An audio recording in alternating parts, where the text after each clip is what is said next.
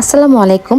মামার বাড়িতে এটা আমার দ্বিতীয় দিনের ভিডিও। মানে সকালবেলা ঘুম থেকে উঠে দেখি মামি এত নাস্তা দিয়েছে, হাতে বানানো পরোটা, তারপর এত মজার একটা ভাজি ছিল, কি বলবো, মিক্স, আবার মিষ্টি, আম, এত নাস্তা, এত মজার মজার নাস্তা ছিল। আমি তো সকালবেলা বেশিরভাগ সময় নাস্তা করি না, তো আজকে খেলাম। তারপরে আমি, আমার কাজিন, আমার বোন মিলে আমরা সবাই চলে গেলাম নারায়ণগঞ্জ আলমাস পয়েন্টে।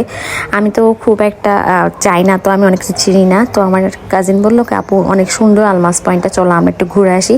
তখন তেমনটা বৃষ্টি ছিল না, হালকা হালকা মানে একটু মেঘ মেঘ ছিল, বৃষ্টি পড়তেছিল না। কিন্তু একটু পর এত বৃষ্টি শুরু হয়ে গেল, কি বলবো। আবার আমাদের রাস্তার মাঝখানে দাঁড়া করে আমরা আবার উপরে কভারটা দিলাম।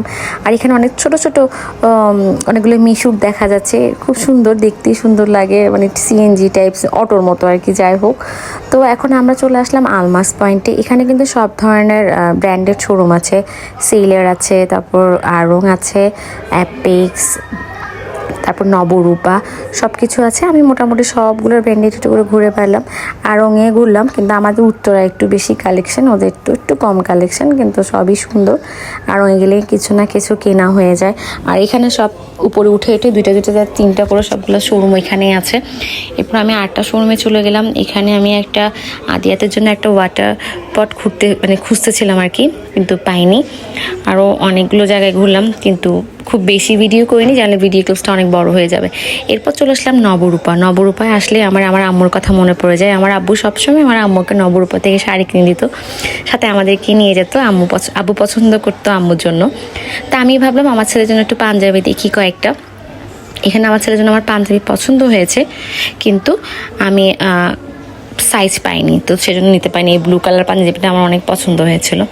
এরপর চলে গিয়েছি অ্যাপেক্সে। সব শোরুমে একটু করে ঘুরলাম। মেয়ে মানুষই তো বুঝে নিয়ে একটা দোকান থেকে একটা দোকান না ঘুরলে তো হয় না। অ্যাপেক্সের কালেকশন আছে মোটামুটি ভালো, ডিজাইনগুলো মোটামুটি সুন্দর, বাট আমার ভালো লাগেনি কেন জানি। আর আমি অলরেডি এত জুতো নিয়েছি, আমার আর কি বলবো। এরপর অনেক ঘোরাফেরা করে আমরা বাসায় চলে আসলাম। আমি তো অনেক টায়ার্ড, আমি আর পারছি না এত হাঁটাহাঁটি করে। নারায়ণগঞ্জ আজকে মনে হয় পুরোটাই আমি ঘুরে ফেললাম, কিন্তু অনেক ভিডিও আমার করা হয়নি, বৃষ্টি ছিল বেশি, তার ভিডিও করতে পারিনি। এরপর দেখি মামি আমাদের জন্য দুপুরে লাঞ্চ রেডি করে নিয়েছে। পোলাও ছিল, শুটকির ভর্তা, ডিম বোনা, রোস্ট, কাবাব, রুই মাছ ভাজা। আর শুটকির ভর্তাটা এত মজা ছিল, কি বলবো। ঢাকায় এসে আমি একটা জিনিস খুব ভালো করে শিখে গিয়েছি, সেটা হচ্ছে পোলাও দিয়ে শুটকি খাওয়া, যেটা আমি আগে কখনোই খাইনি। কিন্তু এখন এত মজা করে আমি পোলাও দিয়ে শুটকি ভর্তা খাই। আর মামির এই শুটকি ভর্তাটা জাস্ট ওয়াও ছিল, দেখে এখনও খেতে ইচ্ছে করছে। তো খুব ভালো লাগলো। দুপুরে লাঞ্চটা সেরে নিলাম।